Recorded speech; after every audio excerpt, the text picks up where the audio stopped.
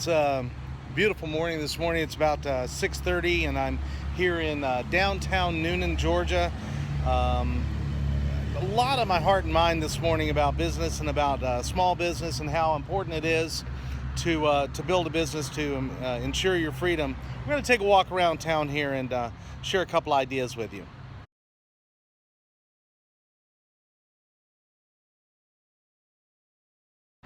I woke up about 3:45 this morning. I just couldn't sleep. I had so much going on in my brain about things that I just wanted to do and things I want to talk about and things I want to share with you and with others, and just the excitement I have for the day. It just really was interesting. I seem to be waking up earlier and earlier every day. It just seems like I've got so much to do, and time is just ticking by so fast. But what I wanted to talk about, a couple of things I want to talk about today. As I said, I'm in downtown Newnan, Georgia. This town is got a court square, probably a lot like your town. If you live in a small town, even in a big town, they all started out this way, or seem to anyway. And Alan Jackson is from here, a country music singer and star, and he wrote a song called The Little Man and talked about how, and this back in the 90s, how all the businesses were killed by big money. And yet, if you look around, and I'll turn around here in just a second, there's plenty of small businesses that are here and thriving. They're not all big money businesses. As a matter of fact, if you look on the square here, none of them are big money businesses. Now, maybe they don't own the buildings anymore. Maybe, I don't know. But this whole town is small business. And I don't think the big money killed the little man, if you will, as much as his refusal or her refusal to adapt to what was going on at the time.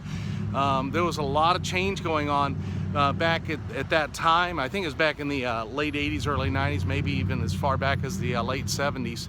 But that whole period there where big box retailing started to take off and things started to change and people didn't adapt. There's even a line in the song that he says about the guy at the corner gas station who, and I've forgotten exactly what it says, but he says he wouldn't sell beer. And I think you could argue pretty convincingly today that if you have a gas station and you're not selling beer, lotto tickets and cigarettes, you know, you're probably not in business because the money isn't in the gas anymore. That's a story for another day. But anyway, just walking around here and seeing all the small businesses that are thriving here still.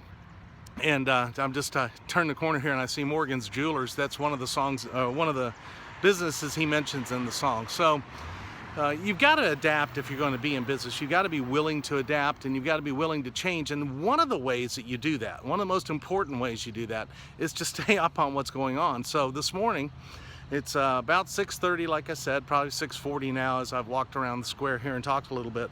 But this morning I'm having breakfast with a friend of mine, a business friend of mine. His name's Andy Miller. He owns a company called Print Source. Does a great job for us in our marketing. And so much more than just printing. He's really a marketing expert. And I share some time with Andy often because I get great ideas and I figure out ways to do my business better.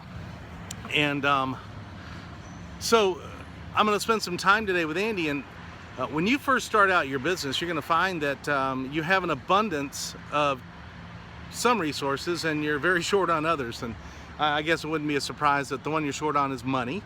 But you have an abundance of time. That's your advantage. As you build your business, though, you're going to find you're going to fill that time. And as you fill it, you need to make sure that you keep in that time management part of your life opportunities to interact with other people in business, because you're going to find really quickly that you're going to become isolated. You're only going to be thinking about your business and the way that your business works. And you're not going to have any new ideas other than the ideas that you're going to discover from people that are in the same business you are. You'll start hanging out at association meetings, and you'll start to watch videos and listen to speakers and read things about your industry, and you'll find that you're kind of getting isolated.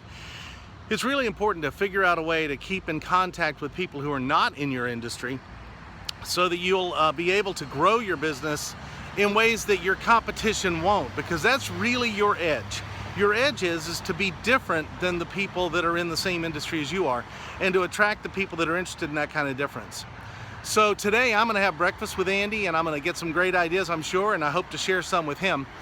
And we'll both be better because we'll be talking about our business with someone who isn't in our industry, who might have some ideas for us to try, or might be able to share some ideas simply by telling us about their business. A great way. And if you aren't a member of a Chamber of Commerce, it's a great way to get started. It's an important thing to do as long as you get involved with the people that are there and start to learn from them.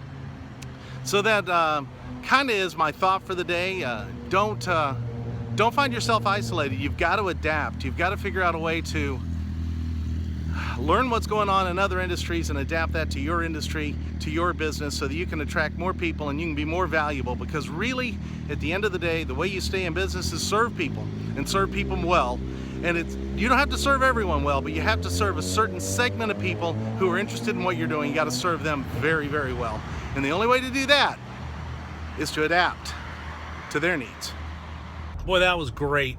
Just to have a good breakfast and share a lot of time together with somebody that I respect and learn a lot from, and able to share some ideas with. Just a great morning, great start to the morning. I'd like to know your thoughts in comments below. How do you stay connected with people outside your industry? How do you get new ideas? How do you grow your business through cross-appropriating ideas from other industries? Love to hear your comments down in the section below. And make it a great day by connecting with somebody that you haven't connected with in a while. You'll really be glad you did.